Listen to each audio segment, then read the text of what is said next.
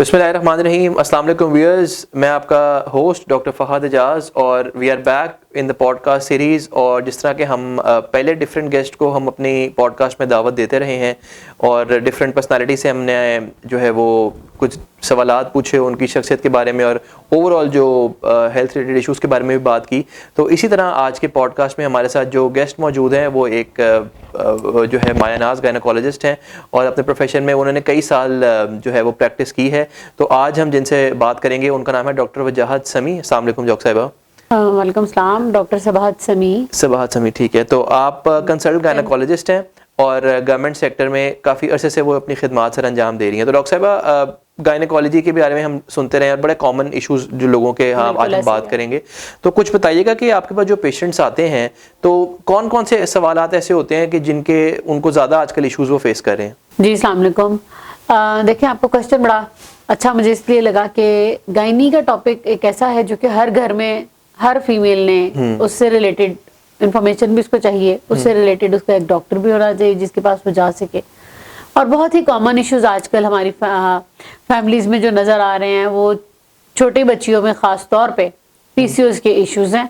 I know कि मैंने PCO बोलना है और पूरा पाकिस्तान अलर्ट हो जाएगा, क्योंकि पीसीओएस, पॉलीसिस्टिक ओवेरियन डिजीज या सिंड्रोम, ये इतना कॉमन हो गया हुआ है कि अब हमारी सोच से ज़्यादा इसके केसेस डेवलप हो चुके हुए हैं। और उसमें एक टिपिकल सिनेरियो है और जो भी एक डॉक्टर डेली प्रैक्टिस में बैठा हुआ है, डेली के पेशेंट्स देख रहा है, वो शक्ल देख के बताना शुरू हो जाए कि ये पीसीओ का पेशेंट आया है। अब हमारे इसमें इश्यूज क्या आते हैं? लड़कियां आती हैं साइकिल डिस्टर्ब हो जाने की कंप्लेंट के साथ। सबसे कॉमन कंप्लेंट है, क्योंकि देखिए मैंने आपको पहले कहा गायनी का इशू ऐसा है जब से इंसान बना है तब से उसको गायनी के इश्यूज चल रहे हैं। बाकी सारी फील्ड्स के तो फिर किसी वक्त एक टाइम पे आपको इशू आता है ना। तो अगर पीरियड्स हो रहे हैं रेगुलरली होने चाहिए, एक पैटर्न है, सेट पैटर्न है, उसके हिसाब से होने चाहिए। सारी लड़कियों को, खवातीन को अपने पैटर्न का पता होता है, रूटीन का पता होता है। जरा रूटीन डिस्टर्ब होगी तो ये गायनी का इशू बन जाता है। अब हमारे पास यहाँ पे इशू ये है कि भाई ये नहीं कह रही कि हर एक पेशेंट जिसके डिस्टर्ब हो रहा है वो पीसीओ में ही फॉल करेगा, लेकिन हमारा लाइफस्टाइल, हमारा डाइट इनटेक, हमारा बिल्कुल ही रूडिमेंट्री लाइफस्टाइल हो गया, वैसे सेडेंटरी है, सिर्फ चेयर पे बैठे रहना है। इसकी वजह से ये इश्यूज इतना कॉमन हो चुका है कि अब इसको मैं समझती हूँ कि आपके इसके हवाले से तो ये टॉपिक और ये मैसेज तक जाना चाहिए, ये बात जानी चाहिए कि इस चीज को डील करना, हमें ग्राउंड लेवल से डील करेंगे तो ये बात आगे जाएगी। जो दवाइयाँ हैं और जो बाकी सारी चीजें हैं वो इसमें हेल्प करती हैं, इसको कंट्रोल नहीं कर सकती। अच्छा, खत्म नहीं हो सकता? खत्म नहीं करती। अच्छा, खत्म आपको अपनी आदतों से करना है इसको। ठीक है। और इसमें आजकल, सॉरी मैं काटूं, लेकिन अगर जो हमारी जो यंग बच्चियां देख रही हैं उनके लिए बताइएगा कि डाइट का कितना रोल है, क्योंकि जिस तरह आजकल फास्ट फूड और ड्रिंक्स और हर वक्त लेट नाइट। यही बताऊंगी। देखिए, मैंने सबसे पहले कहा कि ये आपको अपने ऊपर कंट्रोल करना है बहुत सारी चीजों पे। एक तो हमारी रूटीन अब ये बन गई हुई है कि सारों ने मोबाइल पकड़ना है, स्क्रॉलिंग करते जानी है, स्क्रॉलिंग करते जानी है, रील से अगली रील, यूट्यूब शॉर्ट से अगला शॉर्ट, मजा ही बहुत आता है। या इंस्टाग्राम पे एक दूसरे के साथ लगे रहना है, बस मजा ही बहुत आता है। अब ये चीज आप नोट करें तो आप एक एवरेज बंदा भी जब मोबाइल पकड़ता है, मैं आपको कहती हूँ मसरूफ से मसरूफ आदमी भी जो है ना वो 45-50 मिनट्स की रील्स देख लेता है। ऐसे ही है। अब जो बच्चे फ्री है, जो स्टूडेंट्स हैं, पढ़ने लिखने वाले बच्चे हैं, उनको पेरेंट्स पहले ही कामों से के लिए उठा नहीं रहे हैं कि बैठे हुए पढ़ रहे हैं। उनके पास तो आवर्स एंड आवर्स है ना to spend on reels and to watch them. मसला ये है कि वो हमारी इबादत क्या हो गई है कि हमने एक तो ये काम करना है, इसकी वजह से रात को टाइम पे नहीं सोना। 11 बजे 11:30 बजे का जो टाइम था सोने का वो एक्सटेंड हो गया है नॉर्मली 2 बजे तक। देखा आपने खुद ही धोखा है। हम हर वक्त देख रहे हैं 2-2:30 बजे पे चला गया है, क्योंकि बच्चे कहते हैं अच्छा ना अभी हम ये देख ले, अच्छा ना फिर रात को डिलीवरीज भी हो रही होती हैं। ठीक है, फिर 2 बजे तक आपकी ये क्या। अब जब आप 2 बजे तक 2:30 बजे तक जागे हुए हैं तो क्या होगा? भूख लगेगी। आप वाली बात, भूख लगेगी और फूड पार्ट एक्टिव हो जाएगा। ये पहले ही चीजें नहीं थी हमारे पास। पहले हम लोग 11 बजे 11:30 बजे सो भी रहे होते थे। अगर नहीं भी सोए और लेट नाइट तक जागे हुए तो हमें पता है कि खाना पीना कुछ नहीं होना। हाँ, बहुत बहुत तीर मारा किसी टाइम, किसी ने तो लेट से ब्रेड कुछ ले लिया कुछ ऐसा। अब वो रात 2-2:30 बजे तक पिज्जे वाले भी अवेलेबल है, बैठे हुए हैं। और मिडनाइट डिलीवरीज में डील्स लगी होती हैं। ठीक है, हाँ मिडनाइट, आपने बिल्कुल ठीक बात। अब मिडनाइट पे तो डील्स हैं भाई। अब तो वो खुद क्या के बच्चे जागे होते हैं कि जी मिडनाइट पे मामा ऑर्डर करेंगे। ऐसे ही है। तो देखिए, ये भी बड़ा जरूरी है कि हमारे यंगस्टर्स को सुनना।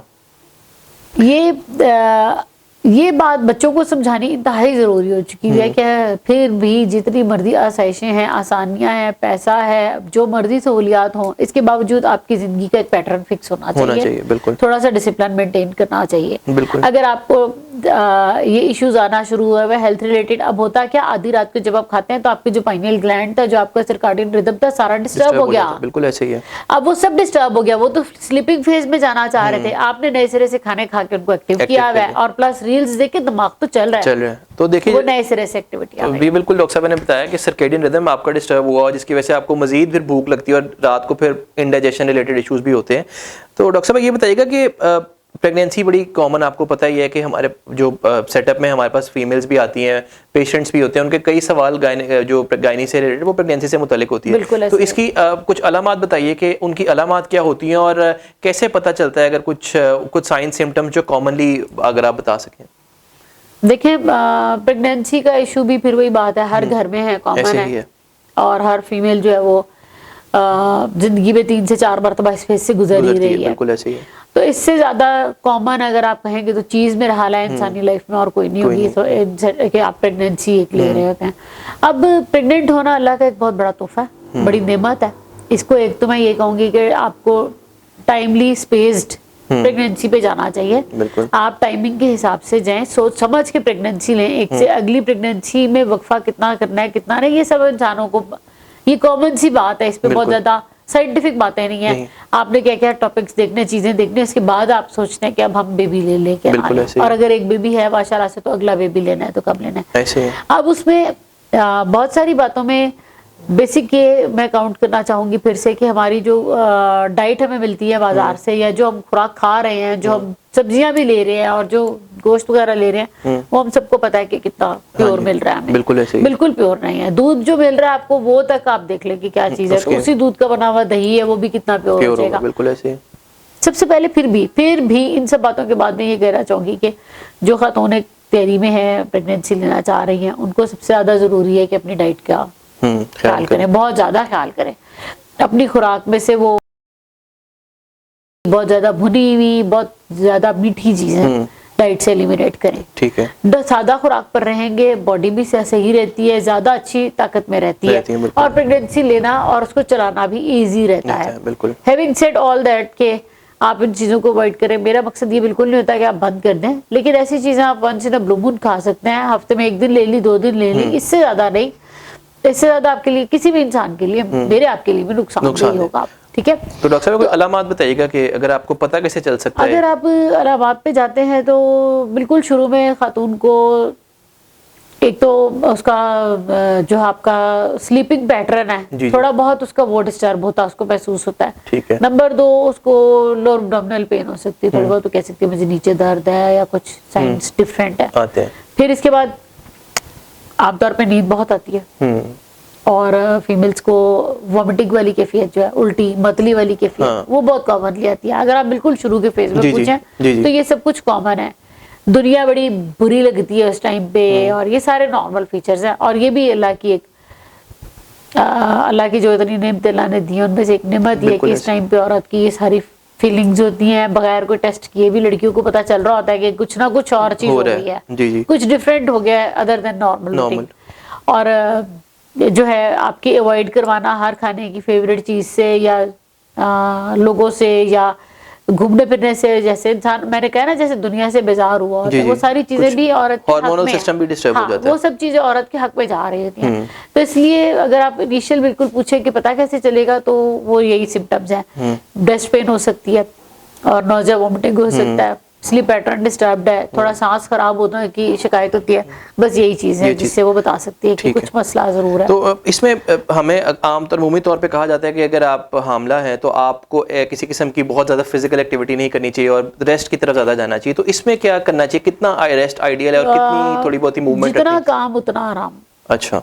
और मैं ये कहूंगी कि आप एट अ स्ट्रेच बहुत ज्यादा काम नहीं करना। हाँ बिल्कुल ठीक बात है, बहुत ज्यादा एक्सेसिव वर्क आपने बिल्कुल नहीं करना, लेकिन आपने काम करना है। ठीक है। और उसमें ये करना है कि 1 घंटा काम, 1 घंटा आराम, बिल्कुल इस पैटर्न पे चले। एक वक्त में एक बैलेंस रखना चाहिए, बिल्कुल बैलेंस रखना है। ये नहीं कि 4-5 घंटे काम करते रहे और फिर आप जब रेस्ट करेंगे तो फिर आप एग्जॉस्टेड ऑलरेडी बहुत ज्यादा हो जाएंगे, तो फिर वो डेवास्टेटिंग है, उसके नुकसानदेह असरात ज्यादा हो सकते हैं। लेकिन अगर ये कहे कि जी बेड भी रहना, नहीं, ऐसी बात बिल्कुल नहीं। ठीक है। तो कोई जिस तरह शुगर, ब्लड प्रेशर आजकल बड़ी कॉमन चीजें हैं, तो क्या वो इसको मुतासिर कर सकती हैं कि अगर एक पेशेंट अगर वो हाइपरटेंशन का शिकार हो जाती है तो उसको फिर क्या एहतियात करनी चाहिए? अगर आप नॉर्मली देखें तो जो पहला बेबी है उस टाइम पे अक्सर फीमेल्स को ब्लड प्रेशर का मसला आ जाता है। अच्छा। और कोई पहले कोई हिस्ट्री नहीं होगी, फैमिली हिस्ट्री भी नहीं हो, लेकिन बॉडी देखिए, एक नॉर्मल इंसान में 5 लीटर ब्लड था जी जी। जब प्रेगनेंसी की फेज में आप जाते हैं तो ऑलमोस्ट 8.5-9 लीटर ब्लड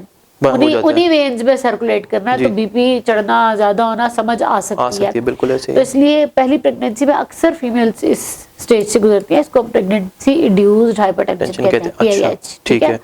PIH अपने तौर पे एक बड़ी खतरनाक चीज है, इसको इग्नोर नहीं आप कर सकते। ठीक है। और इसकी आगे फर्दर स्टेजेस हैं, प्रीक्लैम्सिया, एक्लैम्सिया। चलो अभी हम माने जाते हैं सिर्फ PIH पे ही कर रहे हैं, तो ये भी। और प्लस इसी तरह जब बॉडी को डबल 2 बंदों को डील करना है तो जेस्टेशनल डायबिटीज मेलाइटिस, GDM भी हो सकता है। अच्छा। ये दोनों टर्म्स हैं ही प्रेगनेंसी के हवाले से, PIH और GDM, जेस्टेशनल डायबिटीज। ठीक है।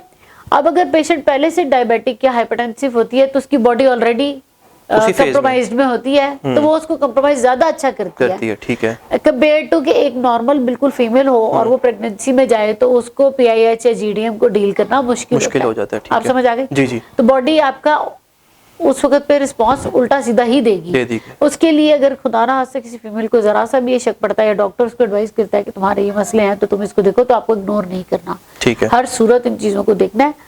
और इनके असरात क्या होते हैं? मैं ये बताने लगी हूँ। अगर आप हाइपरटेंशन की तरफ देखेंगे तो मुस्तकिल फीमेल कहेगी कि मुझे सर दर्द है, आंखों के आगे अंधेरा है, चक्कर है, मुझे सही नजर नहीं आ रहा, ब्लरिंग ऑफ विजन, ठीक है, डिजीनेस, ब्लरिंग ऑफ विजन, सिंकोपी, सारा कुछ होगा उसको। और अगर हम इसको अनचेक छोड़ेंगे तो खुदा ना खास्ता ये पेशेंट को झटकों की तरफ भी लेके जा सकती है, जिस सूरत में माँ और बच्चे दोनों की जान को खतरा आ जाता है। अच्छा। ठीक है। अगर हम इसको अनचेक बिल्कुल अगर इसको ना कंट्रोल किया, अगर बिल्कुल कंट्रोल नहीं किया, अगर बिल्कुल किसी को नहीं दिखाया हुआ और हम घर पे रहे और दम दरूद कराते रहे जो हम लोग करते हैं आमतौर पे घरों में, ये काम खराब होगा। इसी तरह अगर डायबिटीज को अगर आप देखते हैं, जो हमल की शुगर जिसको कहते हैं जेस्टेशनल डायबिटीज, उसमें भी अगर आप अनचेक छोड़ेंगे तो बच्चे का साइज जरूरत से ज्यादा एक तो बड़ा हो जाता है और फिर वो नॉर्मल डिलीवरी नहीं होगी, जाहिर है वो सीधा सिजेरियन होगा। और बच्चा पैदाइश के बाद भी अपनी ना बॉडी टेम्परेचर मेंटेन करता है ना अपनी शुगर मेंटेन करता है। अच्छा। उसके बाद भी असरात रहते हैं बच्चे को। ठीक है। फिर ऐसा बच्चा नर्सरी में जाता है। अच्छा। तो इसलिए अगर पहले ही हमने 6-7वें महीने से ऑनवर्ड चीजों को सही तरीके से केयर कर लियो तो हम एक हेल्दी बेबी और हेल्दी मदर ले लेते हैं। ना लियो, केयर की हो तो फिर दोनों चीजें खराब, कॉम्प्रोमाइज हो जाती है, दोनों कॉम्प्रोमाइज है। ठीक है। तो आमतौर पर प्रेगनेंसी में ये कॉमन सवाल आते हैं कि डॉक्टर को कब पहला विजिट करना चाहिए और कितने विजिट जरूरी होते हैं? ये बहुत अच्छा सवाल है। जी जी। तो ये बताइए। टोटल ड्यूरेशन आपकी 9 महीने की है। जी जी। हमारी लैंग्वेज में 40 वीक्स बनते हैं, 40 हफ्ते बनते हैं। ठीक है। From day 1 to day end. ठीक है। अब अगर आप मुझसे पूछेंगे तो कम से कम भी डॉक्टर के पास 5 विजिट बनने चाहिए। अच्छा। मिनिमम 5 है, इससे ज्यादा हो सकता है डिपेंडिंग ऑन डॉक्टर कि वो कितना आपको बुलाता है। प्लस ये कि आखिरी जो 3 महीने होते हैं या आखिरी 2 महीने, उसमें डॉक्टर ऑलमोस्ट हर एक हफ्ते के बाद बुलाता है सिर्फ चेक करने के लिए। तो वो अगर आप काउंट करेंगे तो विजिट ज्यादा हो जाएंगे, 6-7 हो जाएंगे। अदरवाइज 5 विजिट या 6 विजिट बहुत है। ठीक है। पहले 3 महीनों में 1 विजिट मस्ट है। पहला 1.5 महीना आप छोड़ दें पीरियड्स मिस होने के बाद वाला, लेकिन उसके बाद आपने डॉक्टर के पास जाना है। एक अल्ट्रासाउंड उस टाइम की बहुत जरूरी है। ठीक है। ये पहले महीने बाद, पहले 1.5-2 महीने। ठीक है। वो सबसे ज्यादा जरूरी अल्ट्रासाउंड है, वो जरूर करानी होती है। हम पेशेंट्स को एडवाइस करते हैं वो आपने मिस नहीं करनी, वो डेटिंग स्कैन कहलाता है। बाद में हमें हेल्प करती है, वो चीज रिकॉर्ड चेक करने में हेल्प रहती है। प्लस ये कि हमें भी तो पता चल जाता है ना, शुरू में एक फीमेल आई है तो वो बिल्कुल ठीक थी, नॉर्मल थी, हर चीज नॉर्मल थी, तो बाद में क्या खराबी आ रही है। ये तो नहीं है कि इकट्ठा एक दफा 6-7वें महीने में तबाही फिरी हुई हो। उसके बाद मतलब अगर आप यूं देखेंगे तो 3-3 महीनों के गैप पे 3 विजिट्स आपके बनते हैं। एक आपका विजिट 18-19 हफ्ते पे एनोमली स्कैन के साथ बनेगा, जिसमें आपने बच्चे के सारे गुर्दे फेफड़े चेक करवाए हुए, वो देखना है जरूरी। एक आपका विजिट 37 वीक्स पे बनना चाहिए डॉक्टर के पास, जिसपे आप दिखाएं कि बच्चे की पोजीशन ठीक है, मोड ऑफ डिलीवरी डिसाइड हो जाता है उस टाइम पे। ऑलमोस्ट डॉक्टर्स कह लेते हैं जी नॉर्मल है या सिजेरियन है, उस टाइम डिसाइड हो जाता है। ठीक है, कोई खून की कमी है वो देखने के लिए। ठीक है, तो अगर आप इस तरह से काउंट करेंगे तो ये 6 विजिट्स ऑलमोस्ट बन जाते हैं। लेकिन इसमें वेरिएशन जरूर है। अगर मरीज जाती है 24-25वें हफ्ते में डॉक्टर को चेक कराने और बीपी ज्यादा आ रहा है तो जाहिर है उसकी विजिट ज्यादा हो जाते हैं। बिल्कुल। अगर उसमें खून की कमी आ रही है तो भी विजिट ज्यादा हो जाती है। एक कॉमन सिचुएशन पैदा हो सकती है। आयरन डेफिशिएंसी एनीमिया तो हमारे हर फीमेल में आती है, बिल्कुल ऐसे ही है, क्योंकि फिर वही डाइट वाला इशू आ जाता है ना। तो आयरन डेफिशिएंसी को हमें डील करना पड़ता है, वो 26-27 वीक्स पे आना ही आना है। तो अगर आप यूं काउंट करें तो ये आपके विजिट 6 बन जाते हैं। हाँ। तो ये बहुत इंपॉर्टेंट पॉइंट है। डॉक्टर साहब ने बताया कि अगर आपको 1.5 महीने में अगर आपको ऐसे अलामत महसूस हो रही है तो फौरन डॉक्टर को चेक करवाएं, और मिनिमम 5 विजिट्स आपके जरूरी हैं। और आखिरी जो विजिट है वो 38 वीक्स के 37 वीक्स पे, जिसपे हम फैसला करते हैं कि फिर अब मोड ऑफ डिलीवरी क्या होगा। तो डॉक्टर साहब ये बड़ी कंट्रोवर्सी है कि आजकल डॉक्टर्स जो हैं वो पैसे कमाने के लिए वो ना सिर्फ ये कि सी सेक्शन को इनकरेज कर रहे हैं, बल्कि यहाँ तक कि कई पैकेजेस जो हैं वो मार्केट में होते हैं कि जी अगर आपने सी सेक्शन करवाना है तो उसके लिए फिक्स्ड प्राइस है, और डॉक्टर्स धड़ाधड़ जो है वो बजाय कि जो नॉर्मल डिलीवरी की तरफ जाएं वो सी सेक्शन की तरफ जा रहे हैं। तो इस पे आप बताइएगा कि इसमें कितनी हकीकत है? देखिए इसमें हकीकत है और नहीं भी है। दोनों बातें दोनों एंड से हैं। ठीक है। पहले लोगों में सब्र का मादा बहुत हुआ करता था। लोग इंतजार कर लेते थे कि पेशेंट लिवर में है, लिवर रूम में है, लिवर में है, तो लेट्स वेट, 1 दिन 1.5 दिन हम वेट कर लेते हैं। पहले बच्चे की बारी पे टाइम लग जाता है, लोग वेट कर लिया करते थे कि चलो ठीक है 16-17 घंटे हो गए हैं, बच्चा नहीं हुआ, अब अगर है तो अब आप सिजेरियन कर ले। आजकल लोग 2 घंटे से ऊपर वेट नहीं करते। अच्छा। वो कहते हैं 2 घंटे के बाद तीसरा घंटा हो गया, डॉक्टर क्या कर रहा है अंदर, बच्चा नहीं हो रहा, ये नहीं हो रहा, वो नहीं हो रहा, डॉक्टर साहब तुसी छड्डो, तुसी काट दो। ये मरीज खुद कहते हैं। ऐसे ही है, ये मरीज खुद कहते हैं। हम लोग इस चीज को फेस करते हैं और हम बहुत अपोज कर रहे होते हैं कि नहीं, जब सब कुछ नॉर्मल चल रहा है आप तरीके से चलें। 2 घंटे में नहीं हुआ, 7-8 घंटे में लेकिन हो जाएगा। देखो एक चीज नेचुरल है, अब हम उसको फाड़ तो नहीं सकते। और ऐसे ही है कि कुछ चीजों का वक्त भी मुकर्रर होता है। ठीक है, उसने अपने एक नेचुरल प्रोसेस के थ्रू आना है, उसको आराम से आने दें।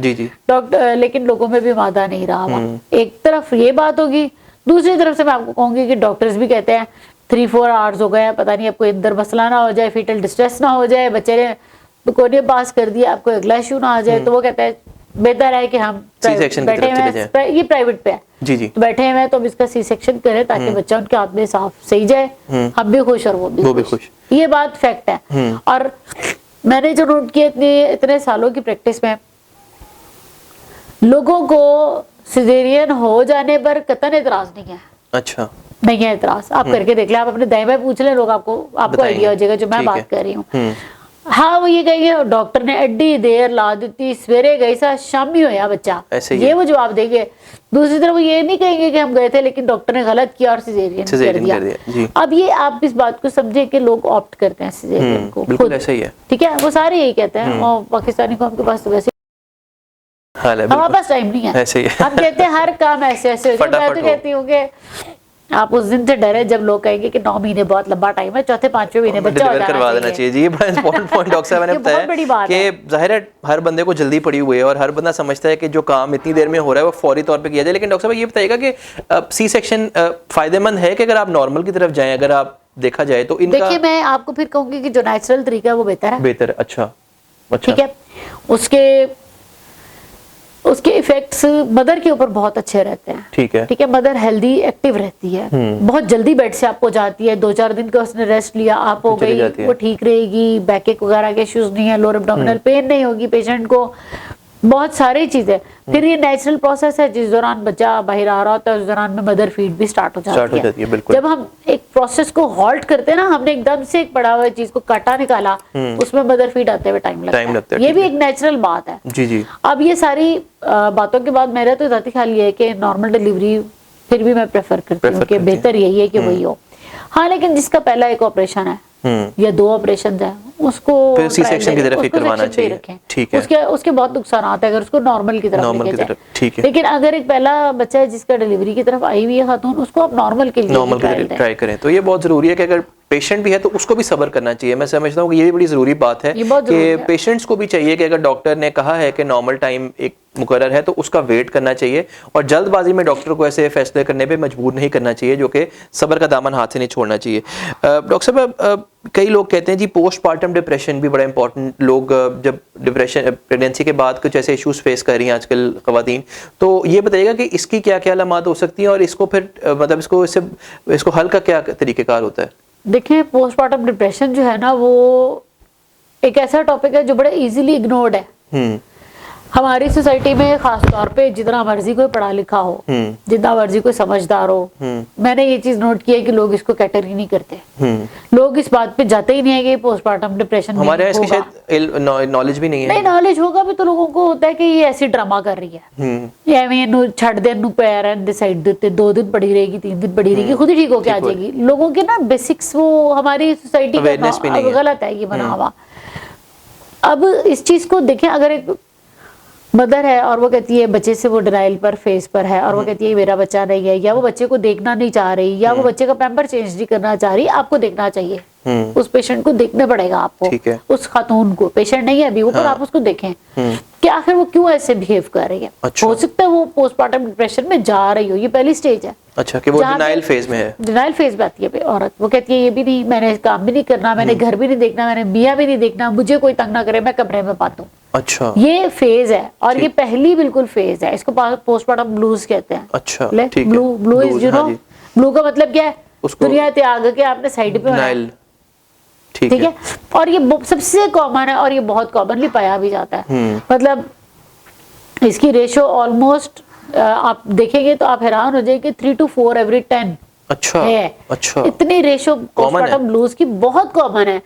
उसकी वजह ये कि औरत एक इतनी मुश्किल फेज से जब आउट होती है तो हार्मोन्स एकदम से डाउन होते हैं, तो उसकी वजह से दिमाग के ऊपर बहुत ज्यादा असर आ रहा होता है और इस चीज को देखना चाहिए। ठीक। अगर वो डिनाइल फेज में है या वो ब्लू फेज में है तो आप उसको सहूलत दें। हाँ, सहूलत दें उसको, थोड़े से दिनों का प्यार मोहब्बत दें, वो ठीक हो जाएगी। हमारे यहाँ पे आपको पता है सिनेरियो अवेयरनेस नहीं, और खास तौर पे जो कई लोग होते हैं वो इस चीज़ को नहीं समझते कि खातून के लिए भी रेस्ट बहुत ज़रूरी है। हाँ। उसने एक इम्पॉर्टेंट प्रोसेस है जिसमें काफ़ी ज़्यादा दर्द और तकलीफ से जब वो गुजरती है तो जाहिर है उसमें हार्मोन्स इम्बैलेंस होते हैं, जिसकी वजह से ये नहीं समझते कि वो पिछले 9 महीने से एक प्रोसेस में थी। बिल्कुल ऐसे ही। मैं हमेशा लोगों को, मेरे पास जो पेशेंट्स आते हैं, मैंने कहती हूँ 9 महीने तुमने दिए हैं इस बच्चे को लाने में, कम से कम अगले 9 महीने लोग खुद वापस जाने में, बिल्कुल खुद पतले होने में, खुद की कलर ठीक होने में, खुद के बाल ठीक होने में, बिल्कुल ऐसे ही है, खुद की दिमागी हालत, सब चीजें ठीक होने में खुद अब 9 महीने लो वापस। बिल्कुल ऐसे ही है। आप तो ऐसे करें तो पेशेंट्स बड़े अच्छे काउंसिल होते हैं। ठीक है। तो इसमें दोनों की, माँ और बच्चे दोनों की सेहत का ख्याल रखना चाहिए, और खास तौर पे जो इर्द गिर्द के लोग हैं उनके लिए पैगाम है कि अगर ऐसे उनको सिम्टम्स फील हो रहे हैं तो इसको इग्नोर मत कीजिए और फौरन जो है वो उसको स्पेस दीजिएगा। अच्छा डॉक्टर साहब, अगर आप इनफर्टिलिटी की तरफ आते हैं, हमारे पास कई, हमने सुना है कि जी जिनको प्रेगनेंसी जो है वो नहीं होती और कई साल उनके बच्चे नहीं होते, तो इसके बारे में बताइएगा कि इनफर्टिलिटी की क्या कॉजेज हो सकती हैं और फिर इसके आजकल तदारुक के लिए क्या क्या चीज़ें अवेलेबल हैं? अच्छा, इनफर्टिलिटी का टॉपिक मेरा ख्याल है कि जितने भी टॉपिक्स आपके हो सकते हैं दुनिया में, जितने भी काम हो सकते हैं, उनमें से सबसे सेंसिटिव भी है ये, यही इशू है। ये बहुत सेंसिटिव है। औलाद अल्लाह की एक इंतहा बड़ी नेमत है, इससे कोई इनकार नहीं कर सकता, और जिस कपल के पास नहीं है उनकी बिजरी को कोई सोच नहीं सकता। बिल्कुल ऐसे आप अंदाजा नहीं कर सकते कि उनका क्या हाल होता है जब वो अपने दाएं बाएं लोगों को इस एक चीज से जो है करते हुए देखते हैं। बिल्कुल ऐसे। बच्चा एक इंसान की नेचुरल ख्वाहिश है। अब इनफर्टिलिटी की कॉजेज हो भी सकती हैं और कुछ कपल्स में बिल्कुल बगैर किसी कॉज की भी इनफर्टिलिटी चलती है। अच्छा, ठीक है। अब ये एक, फिर वही कहूंगी कि ये टाइमिंग अल्लाह की तरफ से ठीक है, सेटल्ड है, अल्लाह की तरफ से दिया गया हुआ है किस बंदे ने कब कितने बजे ये करना है काम। हाँ बिल्कुल ठीक है। अब अगर आप इनफर्टिलिटी के टाइप्स पे जाएं तो हम प्राइमरी और सेकेंडरी 2 टाइप्स काउंट करते हैं। ठीक है। प्राइमरी वो है जिसमें खातून ने कभी कंसीव किया ही नहीं है, और सेकेंडरी वो है जिसमें एक दफा कंसीव कर लिया है और अब दोबारा कंसीव नहीं हो रहा। अच्छा, अब दोबारा नहीं हो रहा। ठीक है। जिस केस में पहले एक दफा कंसीव हो गया दोबारा नहीं हो रहा, उसमें तो कोई रीजन हो सकती है, समझ आ गई ना, पेशेंट का फैक्टर आ सकता है। हाँ ठीक है। या पहले पेशेंट जो है वो बिल्कुल हेल्दी थी, अब थायराइड का इशू आ गया है, एनीमिया का इशू है, को फाइब्राइड्स का इशू हो सकता है, या मेल फैक्टर आ सकता है। ठीक है। मोटापा इशू हो सकता है। अच्छा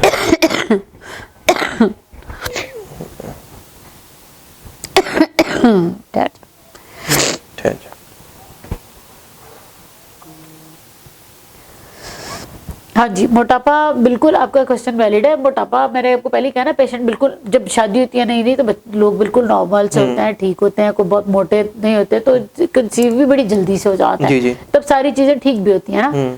मोटापा बहुत बड़ी चीज है, बड़ी 100 बीमारियों की एक जड़ है, बिल्कुल ठीक है। और ये बात बिल्कुल ठीक है लोगों की, जानों की, क्योंकि मोटापे के साथ इनफर्टिलिटी का बड़ा गहरा ताल्लुक है। बिल्कुल। और एट टाइम्स हमने ये तक देखा है कि अगर किताबों में जो आपका BMI कैलकुलेटर है उसके हिसाब से अगर आपका वजन आपकी हाइट के हिसाब से लेट से 60 kg होना चाहिए जी।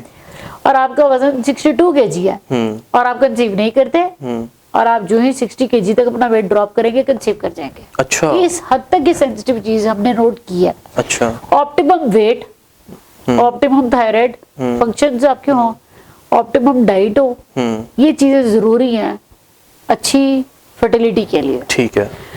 प्लस हस्बैंड वाइफ साथ रहते हो, एक स्पेसिफिक नंबर ऑफ एक्टिविटी हर हफ्ते की हो। ठीक है। ये भी नहीं है कि बस साथ ही हैं और तो फिर भी इनफर्टिलिटी आती हो सकती है। बिल्कुल ऐसे ही। तो ये बात लोगों को नहीं समझ आती, लोग इस चीज को इग्नोर करते हैं। वो कहते हैं जी साथ तो हैं लेकिन चलो, अब ये तो बात नहीं बनेगी ना। बड़े बड़े किस्से देखे, मैं ऐसा भी किस्सा देखा है जिसमें एक औरत ले आई थी अपनी बहू को के 6 महीने हो गए शादी को और कंसीव नहीं करती है। मेरी बहू थी उसकी, ये कंसीव नहीं करी। तो मैंने ऐसे ही बातों बातों में पूछ लिया कि मियाँ क्या काम करता है, तो पता नहीं कोई जो भी था, इलेक्ट्रिशियन जो भी था।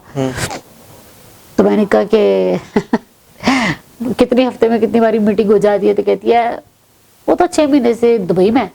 अच्छा। ये कॉन्सेप्ट है लोगों में। अच्छा। अब आप सोचिए इस बारे में कि इसके बाद भी आप लोगों को क्या कह सकते हैं, क्या गाइड करें ऐसे। बिल्कुल ऐसे ही है, जाहिर है ये तो बेसिक अवेयरनेस है। ये तो बेसिक तरीन अवेयरनेस थी और ये बड़ा कॉमनली मैं देखती हूँ और मुझे बहुत हैरानी होती है कि अच्छी खासी समझदार औरतें 2 बच्चे पहले हैं, अब थर्ड कंसेप्शन के लिए वो फिर रही हैं और इस चीज को इग्नोर किया है। हस्बैंड ने भी इग्नोर किया है, समझ उसको भी होगी लेकिन इग्नोर्ड है। अच्छा, वो बर्डन सारा इवेंचुअली हमारी सोसाइटी सारे का सारा बर्डन खातून पे डालती है। हर चीज का बर्डन हमारे यहाँ पे औरत का आता है। बिल्कुल ऐसे। बच्चा हो गया तो भी औरत का जिम्मा, नहीं हुआ तो भी औरत का। बिल्कुल ऐसे। तो ये फिर वो बेचारी वही फिर भी वही रही होती है ट्रीटमेंट के लिए और सारे ब्लेम्स भी वही। तो इसमें दोनों का भी फैक्टर का अमल दखल हो सकता है कि अगर मेल की तरफ से भी। मैंने आपको पहले कहा ना कि फीमेल की तो 3-4 पॉइंट्स ये वाले हो गए, तो मेल फैक्टर बिल्कुल है। अगर मेल्स के भी थायराइड फंक्शंस ठीक नहीं है, FSH लेवल मेंटेन नहीं हो रहा, मोटा है बहुत ज्यादा, सिगरेट स्मोकिंग बहुत ज्यादा है, स्मोकिंग का भी अमल दखल बिल्कुल है। ठीक है। वो आपकी स्पर्म्स की मोटिलिटी डिक्रीज करा रहा होता है। ठीक है। ठीक है। हाँ, कोई चीज आपकी डाइट की स्पर्म की कैप रिमूवल को डिक्रीज कर रही है। अच्छा, ये बातें आप पॉडकास्ट में ना डालें। नहीं खैर है। नहीं, ये बहुत ज्यादा हो जाएगा, लोगों ने कहना ये क्या बता रही है। नहीं अच्छा है। आप स्मोकिंग का बता दें कि स्मोकिंग से ठीक है स्पीड कम हो जाती है, बस इतना बता दें। ठीक है। तो ये बहुत है। नहीं जितना अच्छा है बल्कि अच्छा फिर वो तो फिर बहुत ज्यादा बातें हम कर सकते हैं, लेकिन इतना कुछ लोगों को आम नॉलेज जाएगा। नहीं खैर है, लोग गूगल से बड़ा कुछ करके आते। अच्छा डॉक्टर साहब, टेस्ट ट्यूब बेबीज का एक बड़ा रुझान हमने आज तक देखते हैं कि ये भी बड़ा नई चीज़ है जो लोगों के जहनों में इसके कई सवालात होते हैं। तो बताइएगा कि ये कितना सेफ है और इसकी मतलब ये लाहौर में अवेलेबल है और इसके रिजल्ट्स क्या किस तरह के रिजल्ट्स आ रहे हैं? टेस्ट ट्यूब बेबीज दुनिया में बहुत अरसे से चल रहा है, बाकी की दुनिया पे तो चल रहा था। ठीक है। अब होते होते ज्यादा बूम इसका आया 2000 के बाद। अच्छा। जब दुनिया की आबादी बढ़ भी गई है, आपको पता है, फिर इश्यूज जो एक पहले इशू छोटा था वो बड़ा हो जाता है। जब आबादी ज्यादा होगी तो इशू भी बड़ा हो जाएगा। तो अब इसमें ये है कि लाहौर में बहुत सारे सेंटर्स बने हुए हैं, बहुत सारे हैं, तकरीबन सारे गायनी के प्रोफेसर ने अपने अपने सेंटर्स बनाए हुए हैं। जेल रोड के ऊपर है बहुत सारे, और आपको पता है, और मशहूर बहुत सारे। ठीक है। अब उसमें बात ये है कि इसके भी 2-3 तरीके हैं, लेकिन अब ज्यादातर जो, मगर इसमें मैं एक चीज लोगों को गाइड करना चाहती हूँ आपके प्रोग्राम के हिसाब से, मैं जरूर गाइड करूंगी। अगर आप IVF का सोचते हैं, इन विट्रो फर्टिलाइजेशन, उसमें एग्स और स्पर्म्स लेकर लैब में मिलाया जाता है, उसको एम्ब्रियो बनाया जाता है, उसको वापस फीमेल बॉडी में ही प्लेस करना है। ठीक है। अब अगर फीमेल बॉडी उस लेवल पे नहीं है तो मैं आपको बता रही हूँ कि ये भी नहीं चलेगा। अच्छा, ठीक है। मोटी औरत है या हार्मोनल उसके डिस्टर्बेंस पहले ही है या एज ज्यादा है। अच्छा। अब मैं आपको ये बात बहुत हाईलाइट करना चाहती हूँ, लोगों को मैंने देखा है वो जाके फैसला ही IVF का करते हैं एट द एज 40। अच्छा। उस वक्त पे आपकी ऑलरेडी सारी चीजें रिग्रेशन पे चली गई हैं, उस टाइम वो शायद सूट भी नहीं करती। हाँ, उसका सब कुछ वापसी पे है। अच्छा। प्लस 40 की एज पे अक्सर औरतों को भी शुगर या ब्लड प्रेशर का मसला आया होता है, या आपके थायराइड के इश्यूज आ चुके होते हैं, एक एज की बात है। जी जी।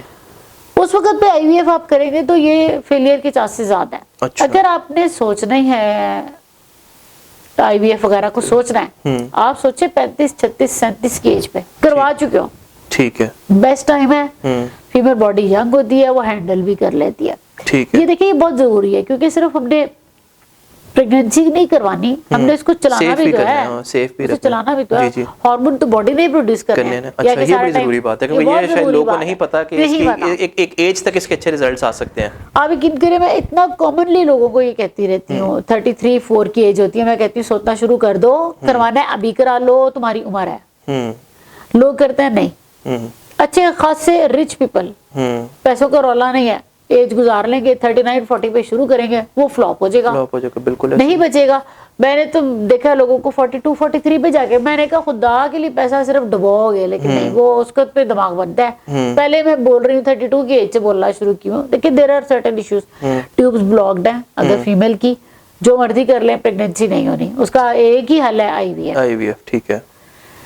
मेल के स्पर्म्स स्लो हैं, उनमें पावर नहीं है, एक ही हल है आईवीएफ। ठीक है। या आईयूआई अगर से पहले आप करवा सकते हैं, वो करा के एक दफा देख ले, अदरवाइज आईवीएफ। इसका हल आईवीएफ ही है, लेकिन कब? जब एज ठीक है, जब औरत की बॉडी इसको संभाल लेगी, ठीक है, वो एज आपकी बड़ी ऑप्टिमम वो तो देखनी पड़ेगी। ये तो अपने डॉक्टर से फिर मुशावरत, अगर डॉक्टर साहब ने बता रही है कि अगर आपको इस एक उम्र का डॉक्टर खुद मशवरा दे रहे हैं, तो उसके मशवरे पे अमल करना चाहिए, और इसको लेट नहीं करना चाहिए। अगर आपको समझ आ गई, डॉक्टर ने आपको रेकमेंड किया है, तो उसको डिले ना करें, क्योंकि वो लास्ट रिजॉर्ट है, लेकिन उसकी एक एज है जिसमें उसके रिजल्ट्स बड़े अच्छे आ सकते हैं। लाहौर में भी अवेलेबल है, तो डॉक्टर साहब का बड़ा मुफीद मशवरा था।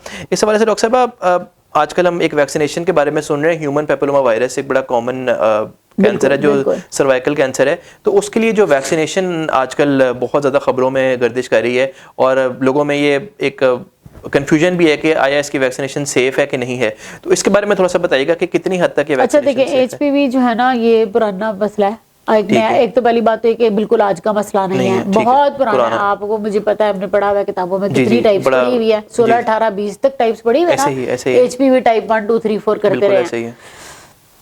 अब इसमें जो वैक्सीन इसकी डेवलप की गई, क्योंकि ये था एक वायरस, जिस तरह से देखिए, मैं लोगों को हमेशा कहती हूँ, जिस तरह से हेपेटाइटिस बी और सी की वायरस बनी है, वो वायरस अपनी शक्ल चेंज नहीं करता, उस वायरस के अगेंस्ट जो वैक्सीन लगेगी उसका आपको इफेक्ट आएगा। ये जैसे बॉडी के बाकी के इन्फेक्शंस हैं, जो हम सारों के वायरसेस हैं जिनके अगेंस्ट हम वैक्सीन ले रहे हैं, कोई भी आ रहा है, ठीक है, पोलियो, टीबी और सारे, वो सारे वायरसेस के अगेंस्ट जा रहे हैं हम। अब इसमें है ये बात कि ये एचपीवी की वैक्सीन बनी हुई है तकरीबन 1980s से रिसर्च वर्क में थी, ठीक है, और चाइना में, इंग्लैंड, अमेरिका में 1990s से ऑनवर्ड्स रेगुलरली लगाई जा रही है टीनेज बच्चों को, ठीक है। वहां पे तो मेल फीमेल दोनों को लगती है, और by the age of 9 years वो लगा देते हैं। अच्छा। क्योंकि वहां पे आपको पता है बच्चे जल्दी सेक्सुअली एक्टिव है, बिल्कुल, उनके बच्चे एक्टिव जल्दी हो जाते हैं। हमारे यहाँ पे चलो हम कैप लेते हैं कि बच्चा भी छोटी एज में 14, 15, 16 साल तक हम लोग उस एक्टिविटी में नहीं है, तो हम नहीं इस पे आते। वो लोग लेकिन अपने लड़के और लड़कियों को स्कूल लेवल के ऊपर 9-10 साल की एज में लगा देते हैं, उनकी रूटीन है। इसलिए कैसे आप कह सकते हैं कि ये नई चीज आई है और ये नुकसानदेह होगी, ठीक है। अब बात रह गई कि वो अमेरिकन टाइप है या चाइनीज टाइप है, तो जनाब चाइना में भी तो अपने बच्चों को यही वाली वैक्सीन लगा रहे थे, वो कोई नई चीज नहीं थी। अच्छा। मैं ये समझती हूँ कि एक मसला इसमें जो हमें फेस करना पड़ा है, क्योंकि बीइंग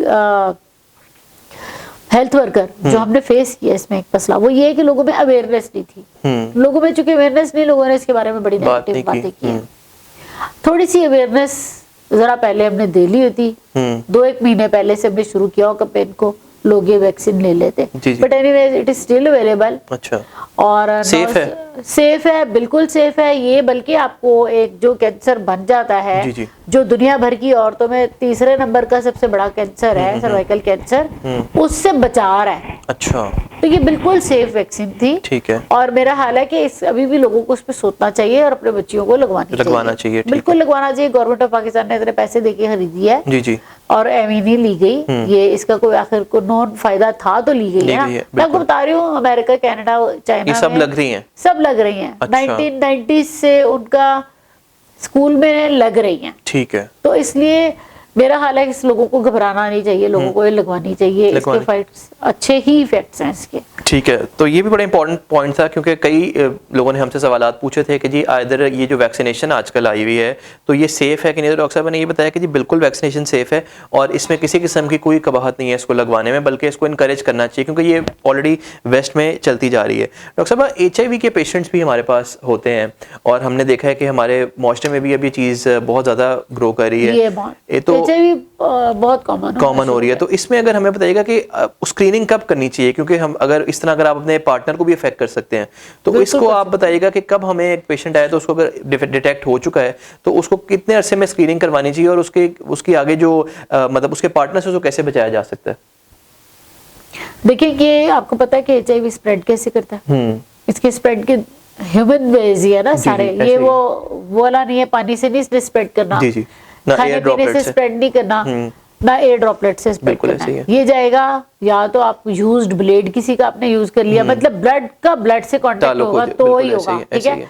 किसी यूज्ड ब्लेड को यूज कर लिया, यूज्ड सिरिंज को यूज कर लिया, या जो मेल फीमेल कांटेक्ट है उसमें आ रहा है, ठीक है। बिल्कुल ऐसे ही है, मतलब बिल्कुल ये आप नोट करें कि किस कदर क्लोज आकर तो ये बनता है तो ये जाके आपको होगा। उससे पहले अल्लाह ने प्रोटेक्शन रखी हुई है इसके लिए। बिल्कुल ऐसे ही। अब एक बात तो ये कि अगर आपको पता है कि आप कोई कांटेक्ट ऐसा है, आपको बेसिकली उससे अवॉइड करना, यही चीज आप अवॉइड करेंगे ना, और ये बड़ी इजीली अवॉइड हो जाती है, ये कोई इतना मुश्किल काम नहीं है। सेकेंडली आप कहते हैं कि पार्टनर को कैसे अवॉइड करेंगे, तो पार्टनर के लिए फिजिकल मेथड्स अवेलेबल हैं, फिजिकल बैरियर मेथड्स जिनको बोलते हैं, जी। वो मेथड्स अवेलेबल हैं। फैमिली प्लानिंग वालों से बात करें, वो आपको बता सकते हैं, ठीक है। प्लस ये कि इसके अगेंस्ट भी HIV के अगेंस्ट भी वैक्सीनेशन भी चलती रहती है, जो कि बहुत इफेक्टिव नहीं चलती, लेकिन इसके अगेंस्ट वैक्सीनेशन है, दवाइयां भी हैं। अच्छा, वो ये कह सकते हैं आपके वो इफेक्टिव 100% तो नहीं है, लेकिन वो कोई 50% इफेक्टिव है। अच्छा, 50%। और थोड़ा बहुत इसमें इससे बचा लेती हैं, लेकिन अब आप कहें कि आप 100% इससे बचाव पॉसिबल होगा पार्टनर का, 100% मुश्किल हो जाती है। ठीक है, तो इसमें डॉक्टर साहब स्मोकिंग का भी इसमें आपने जिक्र किया था, तो आजकल मैं भी देखता हूँ कई नौजवान लड़कियां भी हैं वो भी बड़ी यंग एज में स्मोकिंग कर रही हैं, बड़ा ट्रेंड में है। तो वेपिंग भी आजकल, ई सिगरेट्स भी हैं, बिल्कुल है, वेप है। तो इसके बारे में जरा बताइएगा कि ये सेफ है, और जो ई सिगरेट्स भी आजकल हम यूनिवर्सिटीज कॉलेजेस में भी देखते हैं कि बड़ा ट्रेंड है, तो तरह तरह के और भी नशे हैं, लेकिन इसके बारे में जरा बताइए कि सेफ है और उनको इज्तनाब करना चाहिए तो या इनको सेफ है। देखिए इसके बारे में सेफ बिल्कुल भी नहीं, कोई भी चीज इनमें से सेफ नहीं, आपको भी पता है। सारों में निकोटीन है, सब में, तो फिर कैसे सेफ है? सेफ है बिल्कुल। आप अपने दिमाग को ट्रिगर तो दे ही रहे हैं ना, अब जितना ज्यादा ट्रिगर देंगे उतना ही नुकसान है बिल्कुल। एक बात, दूसरा ये कि सिगरेट से वेप को फिर भी बेटर काउंट किया जाता है, सिगरेट रहती है, प्लस उसमें वो जो पेपर बर्न होता है उसके भी फ्यूम्स में जो कार्सिनोजेनिक मतलब कैंसर बनाने वाले जो होते हैं वो उसमें होते हैं, उससे बचत हो जाती है। लेकिन फिर भी आप ये कहें कि बहुत सेफ है, मैं इस पे नहीं कहूँगी कि सेफ बहुत नहीं है, क्योंकि आप एडिक्शन पे तो जाएंगे। नशे वाली जो भी चीज है उसको आप जितना प्योर करते जाएंगे वो नशा तो रहेगा बिल्कुल ऐसे, बल्कि प्योर नशा हो जाएगा। तो पहले तो फिर उसका धुआं उड़ता है, स्मेल होती है, तो साथ वाले दो जूतियां मारते हैं कि बंद करो सिगरेट पी रहे हो। ये वेब शेप की तो स्मेल भी कोई नहीं है, ये तो डबल नुकसान नहीं है, बिल्कुल ऐसे ही है। और बड़े मजे से लोग पीते रहते हैं, मैंने देखा है, और पता भी नहीं चलता। आजकल स्कूल्स यूनिवर्सिटीज में भी बड़ा कॉमन है जी कि हालांकि ट्रेंड ज्यादा बना हुआ है, जी फायदे वाली चीज बिल्कुल नहीं है। तो जी डॉक्टर साहब ने बड़े इंपॉर्टेंट पॉइंट है कि इसका भी नहीं है। डॉक्टर साहब आखिरी टॉपिक के ऊपर आएंगे, फाइब्रॉइड्स भी बड़ी कॉमन चीज है कि जिसपे कई खवातीन इससे गुजरती हैं, तो इसमें जरा रोशनी डालिएगा, और इसका अगर इनिशियल स्टेज पे है तो क्या ट्रीटमेंट है, और अगर जब ये इसका कोई हल नजर ना आए तो क्या सर्जरी सेफ है?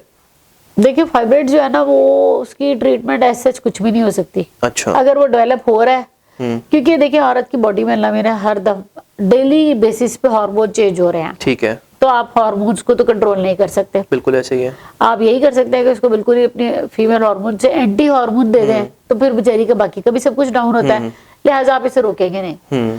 और ये हर साइकिल के साथ फाइब्रॉइड थोड़ा बहुत इंक्रीज करेगा, ठीक है। अब एक दफा फाइब्रॉइड बना हुआ है, ये बेसिकली कहता कुछ नहीं है, ना इससे कभी कैंसर बनना है, अच्छा, ना ये आपको कुछ कहेगा, पेशेंट को कुछ कहता है।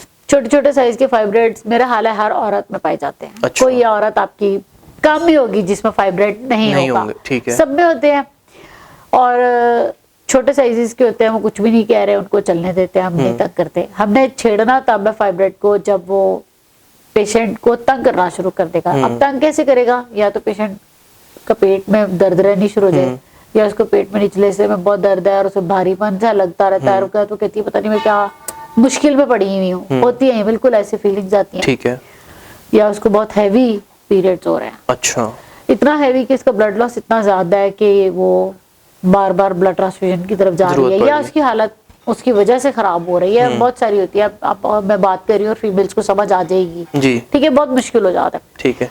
ऐसी कंडीशंस में आपको फाइब्रॉइड को देखना पड़ेगा, और हल इसका सर्जरी ही है। अच्छा। एक आधा हल स्टेरोस्कोप के साथ भी है, वो हमीद लतीफ हॉस्पिटल में हो रही है, जिसमें वो, लेकिन उसमें बहुत छोटे साइज के फाइब्रॉइड्स को बगैर कट की सर्जरी के निकाला जा सकता है। ठीक है। अदरवाइज इसका तरीका कट के साथ ही होगा, सर्जरी ही होगी, पेट से छोटा सा वो देके इंसिजन उसी में से करेंगे। ठीक है। वो मैंने आपको बताया वो तब करवाए हैं जब आप आजिज आ गए हैं उसके हाथों। अच्छा, उससे पहले वो फाइब्रॉइड आपको कुछ नहीं कहता और आप चल सकते हैं उसके अच्छा, चल सकते हैं। तो अमूमी तौर पे फिर डॉक्टर से सर्जरी सेफ है, इसमें कोई वो मसला तो नहीं है, सर्जरी के कॉम्प्लिकेशंस मसले जो सर्जरी के होते हैं वो हैं। अच्छा, ठीक है, वो अगर आप कहेंगे उसको एनेस्थीसिया भी देना, उसके अपने साइड इफेक्ट्स आएंगे, जो उसको कटिंग मारेंगे, जो उसको कट शट देना वो अपनी जगह पे आएगा, और हो सकता है जो अंदर आपको पता है बिग डॉक्टर जी, जो सर्जरी के पोस्ट इफेक्ट्स एब्डोमेन है, हाँ, वो भी आ सकते हैं। ठीक है। जानलेवा कोई भी इनमें से नहीं है, आपको भी पता है, लेकिन ज़ाहिर है जब मसला इतना बढ़ जाए तो फिर सर्जरी ऑप्ट करना बेहतर ऑप्शन है। हाँ, जैसे बेबी आउट नहीं हो रहा, सर्जरी तो करनी पड़ेगी जी ना। जी, ऐसे ही है। या किसी की आंतें इतनी बुरी तरह फंस गई हैं, हमें उसको खोलना ही पड़ेगा, तो फिर उसके अलावा कोई ऑप्शन नहीं है। ठीक है। तो ऐसी सिचुएशन में हम जरूर कहेंगे कि सर्जरी की तरफ हल। तो डॉक्टर साहब से आपने सुना कि अगर फाइब्रॉइड ज़्यादा हो चुके हैं और उसकी अगर आपको डॉक्टर से मशवरे के बाद अगर आपको लगता है कि और कोई ऑप्शन नहीं है बचा, तो फिर सर्जरी ही आखिरी हल बचता है। तो डॉक्टर साहब से गुफ्तगू रही और बड़ी मुफीद रही, उम्मीद है आप सबको भी इससे फ़ायदा हुआ होगा, और कई जो सवालात जो हमारे जहनों में होते हैं उनके भी जवाब मिल गए होंगे। कमेंट सेक्शन में ज़रूर आप कमेंट कीजिएगा कि अगर आपके कोई सवालात हैं, डॉक्टर साहब ज़रूर रिप्लाई करेंगे। डॉक्टर साहब का बहुत शुक्रिया आने का। तो हम इनसे वक्तन और इस तरह के अरेंज करते रहेंगे, और अगली एपिसोड में भी ऐसी कोई और शख्सियत लाएंगे जिनके बारे में हमें अवेयरनेस हासिल हो सके। तो अब तक के लिए इतना ही, बहुत शुक्रिया, अल्लाह हाफिज़।